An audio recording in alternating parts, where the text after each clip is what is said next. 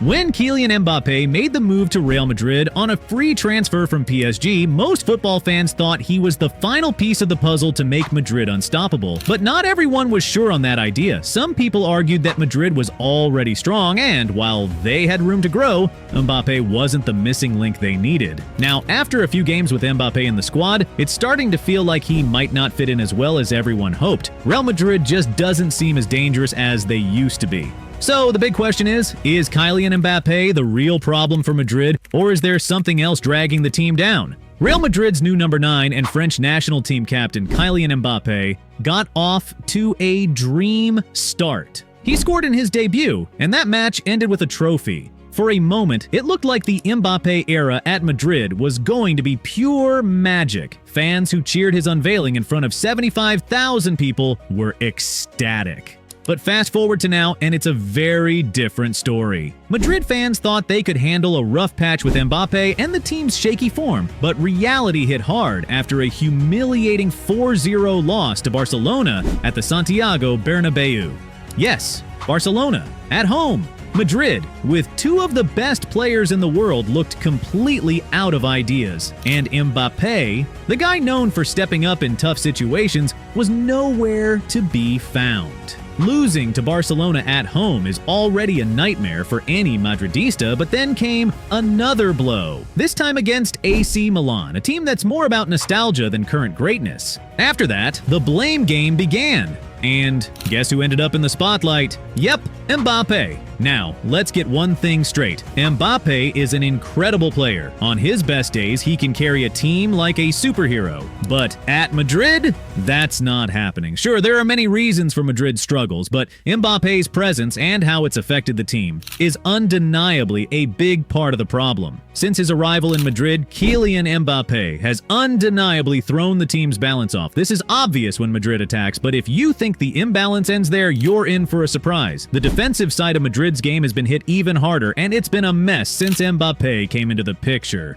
Before Mbappe, Madrid had a minor issue with Vinicius Jr. not tracking back to help defend. It wasn't ideal, and Carlo Ancelotti didn't love it, but the team could manage with just one player skipping defensive duties.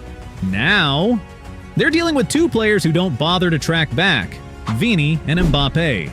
On paper, Madrid defends in a 4-4-2 formation, but in reality, it's more like 4-4-0 because those two are often out of position. You don't need to dive into complicated defensive stats to see how much this has hurt Madrid's balance. Just watch their games. A glaring example is their Champions League loss to Lille. Lille's high press completely exposed Madrid, and if Mbappe and Vini had bothered to track back, they could have helped the team deal with it. But nope, they didn't seem to care. While Mbappe's defensive shortcomings were somewhat subtle against Lille, they were painfully obvious in the humiliating 4-0 loss to Barcelona. Let's talk about the first two goals Barca scored. They were the game changers. And guess what? Mbappe played a big part in why they happened.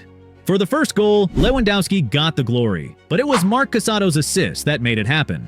Mbappe didn't even bother pressing Casado, leaving him free to set up the goal. The second goal? Same story. Mbappe's defensive laziness. Sure, he wasn't directly linked to the last two goals, but by then, the damage was done. Those first two goals were decisive, and thanks to Mbappe, Madrid's supposed 4-4-2 defensive setup looked more like a 4-4-0. Mbappe's brilliance in attack is undeniable, but his lack of defensive effort is turning into a serious liability for Madrid. It's a problem that's becoming harder to ignore with every game. Sometimes it feels like Mbappe thinks his job is done as long as he's scoring goals. But here's the problem. Real Madrid doesn't always have the ball. If Mbappe stays passive, the midfielders and defenders end up doing way more work than they should. This not only tires them out faster, but also leaves gaps for opponents to exploit. It's like giving the opposition a free pass to cause chaos. Now, you probably get how Mbappe's presence has affected Madrid's balance. But here's the kicker. It's not just about what happens when Madrid doesn't have the ball. There's another big issue. Mbappe is a superstar, and superstars don't sit on the bench. To keep him on the field, Ancelotti has had to sacrifice a midfielder. At first glance, this might seem like a good trade-off for more goals. But here's the catch. Before you score, you need to actually get the ball to the attack. Madrid's midfield is struggling to make that happen, creating a frustrating disconnect between the midfield and the forwards. Sure, Mbappe gets some blame for this, but let's be honest, he's not the only issue. Toni Kroos's departure left a huge void in Madrid's midfield, and it's painfully obvious they haven't filled it yet. Kroos was a world-class playmaker, and players like him don't just grow on trees. Until Madrid finds someone of his caliber, their struggles are far from over. Even if Mbappe were benched or sold, the improvement would probably be minimal. Now, Mbappe has never been known for his defensive work. His strength lies in scoring big goals, like that jaw-dropping hat trick in the 2022 World Cup final. But here's the thing, he's not even scoring right now. If he was putting away those chances, we wouldn't even be having this conversation. So maybe he doesn't need to start defending like Casemiro. He just needs to find his scoring boots again. As Kylian works towards ending a bad run of form, there is one thing he needs to have at the back of his mind, and that is getting flagged offside. You see, since his professional career started, Mbappe has set and broken a number of records. While most of them are positive records, one of them, unfortunately, is negative. Kylian's goal-scoring ability, speed, and explosiveness are not in doubt. Sadly, we can't say the same of his tactical awareness. As much as this isn't an attempt to drag the World Cup winner, it simply shows that there are certain aspects of his game he needs to improve, and if he fails to improve in these areas, he might struggle for much longer than we anticipated, or might end up being a flop like Hazard. Before joining Madrid, one would almost be tempted to think Mbappe was close to being a perfect attacker. However, his arrival at the Spanish capital has shown he might have a major flaw, and that is getting flagged offside.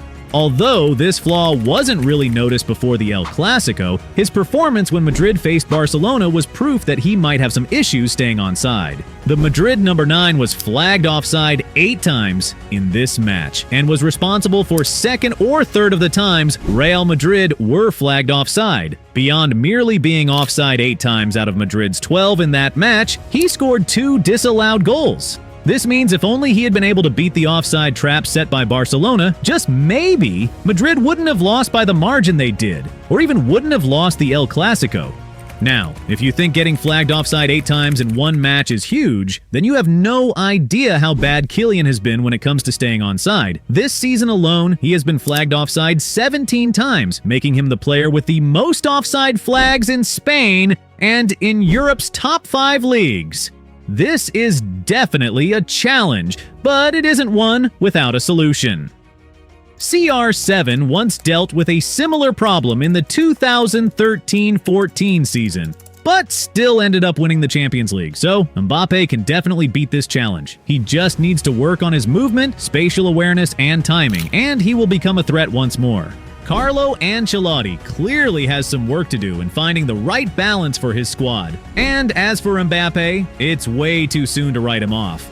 Over the last 6 years, he's been one of the best in the world. Everyone goes through a rough patch. Remember how Messi struggled when he first joined PSG? Mbappe's slump won't last forever. It's just a matter of time before he's back to his best. Hopefully, sooner rather than later. So, what do you think? How long will Mbappe's struggles last? Will he stay among the world's best, or is this the start of his decline? Let us know in the comments below, and don't forget to hit that subscribe button. Thanks for watching, and see you in the next video.